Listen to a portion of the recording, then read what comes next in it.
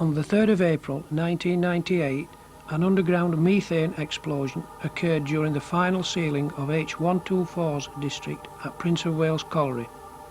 76 workmen underground at the time of the explosion were evacuated to a place of safety wearing their MSA 290 filter self-rescuers. What you are about to see is 4 of the workmen's experiences whilst wearing their filter self-rescuers in high levels of carbon monoxide. I was working on 124's loader gate. We were probably about 60 metres in. And we'd just been moved actually from tailgate where main explosion or main blast was. We were told to go around by a deputy to other gate and to basically wait for further instructions because he found a bit of gas that were above regulated levels.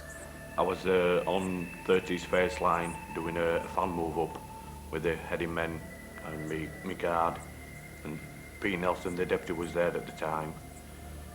We heard it over the tannoy at first to get his rescuers on.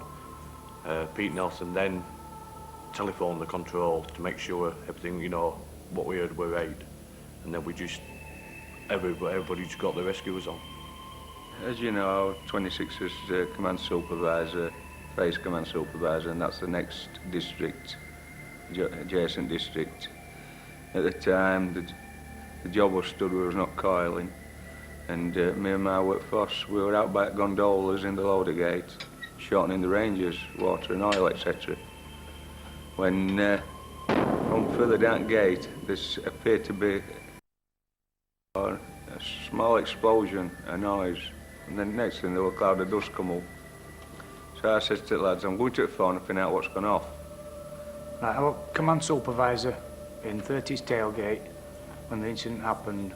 I was actually on the phone to the control at the time.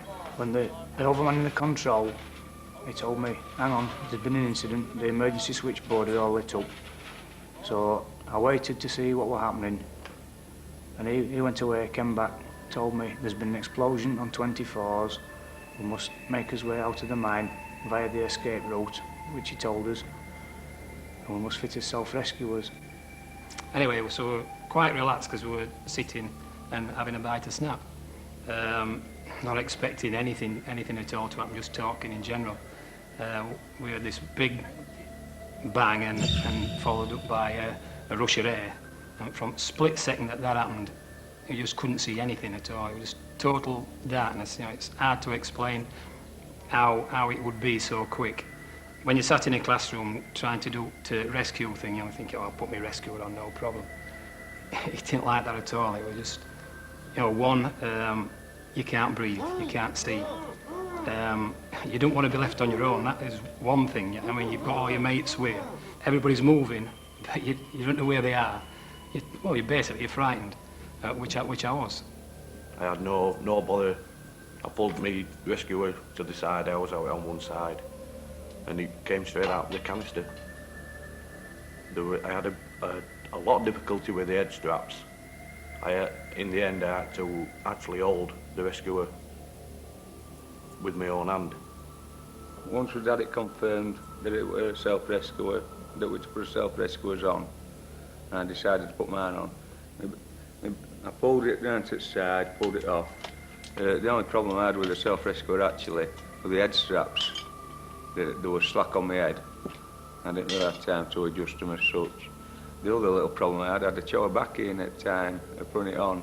So I had to spit that out, so obviously all the way out with my saliva. It was mixed in with tobacco juice, which I ended up swallowing, which can be a bit uncomfortable.